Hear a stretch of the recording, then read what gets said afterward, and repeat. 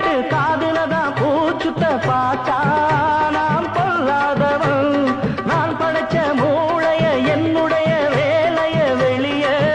நான் சொல்லாதவன் தப்பு கணக்கு நம்ம சரக்கு போடாதே தப்பு கணக்கு ஏராளம் நம்ம சரக்கு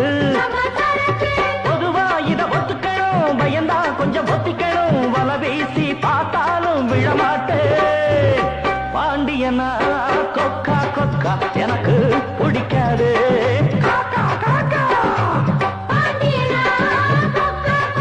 எனக்கு ஐச வைக்கிறவ ஜால்ரா தட்டுறவ பாச்சா பலி